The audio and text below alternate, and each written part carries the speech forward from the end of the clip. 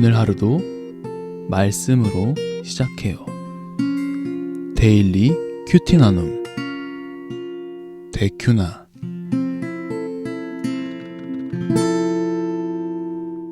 참 좋으신 하나님 아버지, 오늘도 주의 말씀을 통하여서 당신의 뜻을 발견하게 하시며 하나님께 순종하며 나아갈 수 있는 하루 될 수 있도록 인도하여 주시옵소서. 예수 그리스도 이름으로 간절히 기도드렸습니다. 아멘. 이스라엘 지파를 관할하는 자는 이러하니라. 르우벤 사람의 지도자는 시그리의 아들 엘리에셀이요, 시므온 사람의 지도자는 마아가의 아들 스바디아요, 레위 사람의 지도자는 그무엘의 아들 하사베아요, 아론 자손의 지도자는 사독이요, 유다의 지도자는 다윗의 형 엘리후요, 이사갈의 지도자는 미가엘의 아들 오므리요, 수불론의 지도자는 오바댜의 아들 이스마야요, 납달리의 지도자는 아스리엘의 아들 여레못이요, 에브라임 자손의 지도자는 아사시아의 아들 호세아요, 므낫세 반 지파의 지도자는 부다야의 아들 요엘이요, 길르앗에 있는 므낫세 반 지파의 지도자는 스가랴의 아들 잇도요, 베냐민의 지도자는 아브넬의 아들 야아시엘이요, 다는 여로함의 아들 아사렐이니 이들은 이스라엘 지파의 지휘관이었더라. 이스라엘 사람의 20세 이하의 수요는 다윗이 조사하지 아니하였으니 이는 여호와께서 전에 말씀하시기를 이스라엘 사람을 하늘의 별같이 많게 하리라 하셨음이라. 스루야의 아들 요압이 조사하기를 시작하고 끝내지도 못해서 그 일로 말미암아 진노가 이스라엘에게 임한지라. 그 수요를 다윗 왕의 역대지략에 기록하지 아니하였더라. 아디엘의 아들 아스마웻은 왕의 곳간을 맡았고 우시야의 아들 요나단은 밭과 성읍과 마을과 망대의 곳간을 맡았고 글룹의 아들 에스리는 밭 가는 농민을 거느렸고 라마 사람 시므이는 포도원을 맡았고 스밤 사람 삽디는 포도원에 소사한 포도주 곳간을 맡았고 게델 사람 바알 하나는 평야의 감람나무와 뽕나무를 맡았고 요아스는 기름 곳간을 맡았고 사론 사람 시드레는 사론에서 먹이는 소떼를 맡았고 아들레의 아들 사밧은 골짜기에 있는 소떼를 맡았고 이스마엘 사람 오빌은 낙타를 맡았고 메로노 사람 예드야는 나귀를 맡았고 하갈 사람 야시스는 양떼를 맡았으니 다윗 왕의 재산을 맡은 자들이 이러하였더라. 다윗의 숙부 요나단은 지혜가 있어서 모사가 되며 서기관도 되었고 학문이의 아들 여히엘은 왕자들의 수종자가 되었고 아히도벨은 왕의 모사가 되었고 아렉 사람 후세는 왕의 벗이 되었고 브나야의 아들 여호야다와 아비아달은 아히도벨의 뒤를 이었고 요압은 왕의 군대 지휘관이 되었더라. 아멘. 오늘 본문은 세 가지 그룹의 명단이 나오는데요. 먼저 16절에서 22절까지 이스라엘 지파를 관할하는 자들의 명단이, 25절에서 31절까지는 다윗 왕의 재산을 맡은 자들의 명단이, 32절에서 34절에는 다윗을 섬기는 사람들의 명단이 나옵니다. 왕의 재산을 맡은 자들만이 무엇을 맡았는지만 기록되어 있고 다른 사람들의 세부적인 업무와 같은 것은 알 수 없지만 이런 명단이야 며칠 동안의 본문의 진행을 보면 별로 이상할 게 없는 단락이죠. 중간에 껴있는 두 절만 빼고요. 23절에서 24절인데요. 이스라엘 사람의 20세 이하의 수요는 다윗이 조사하지 아니하였으니 이는 여호와께서 전에 말씀하시기를 이스라엘 사람을 하늘의 별같이 많게 하리라 하셨음이라. 스루야의 아들 요압이 조사하기를 시작하고 끝내지도 못해서 그 일로 말미암아 진노가 이스라엘에게 임한지라.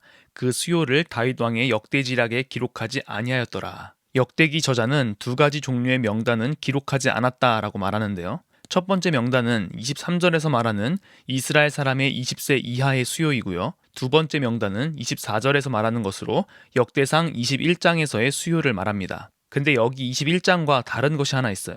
21장에는 사탄이 일어나 이스라엘을 대적하고 다윗을 충동하여 이스라엘을 계수하게 하니라 라고 기록되어 있거든요. 하나님께서는 이 일을 악하게 보시고 결국 이스라엘을 치셨죠.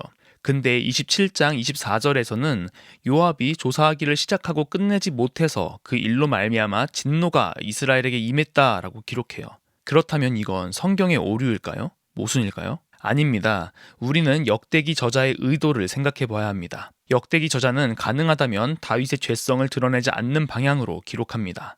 그래서 밧세바와의 사건이 있었던 때도 성에 머물렀다라고만 표현했던 것이죠. 문제는 그렇다고 해서 죄성이라는 것이 사라지는 것은 아니죠. 인구조사의 모든 책임에 대해서 21장은 다윗을, 27장은 요압을 지목하지만 결국은 그 죄성으로 인하여 이스라엘에 하나님의 진노가 임한 것은 확실하죠. 근데 객관적으로 보기에 21장과는 다르게 기록할 거면서 왜 굳이 남겼을까요?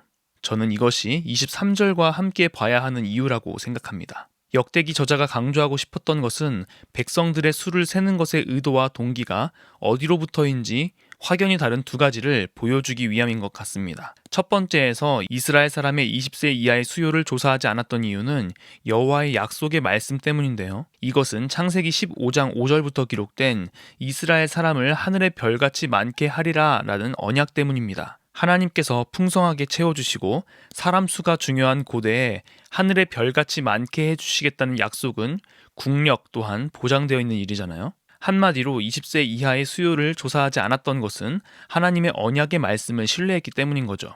그러나 24절에 기록되어 있는 인구조사는 우리가 이미 앞에서 살펴봤듯이 그 주체가 다윗이든 요압이든 하나님께서 전쟁을 승리로 이끄신다는 그 은혜를 잊어버린 채 세상적인 방법을 택했던 모습이었던 것이죠.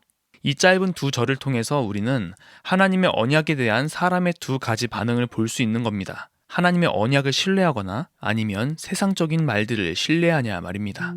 오늘의 큐티 생각해 보아요. 하나님께서 우리에게 좋은 것을 허락하신다는 사실은 성경에 기록되어 있는 언약의 말씀들을 통하여 알 수 있습니다. 하지만 그 언약의 말씀을 믿고 의지하는 것은 별개의 문제죠. 우리는 하나님의 말씀보다 세상이 하는 말이 진리인 것처럼 받아들이곤 합니다. 간혹 이런 말들은 신앙생활과는 정반대의 모습이기도 해서 우리에게 갈등을 일으키죠. 여러분들을 불안하게 만드는 말들은 어떤 것이 있나요? 함께 나누어 봅시다.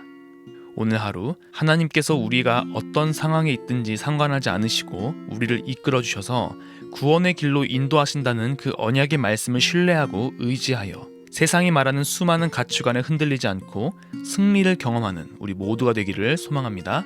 기도하겠습니다.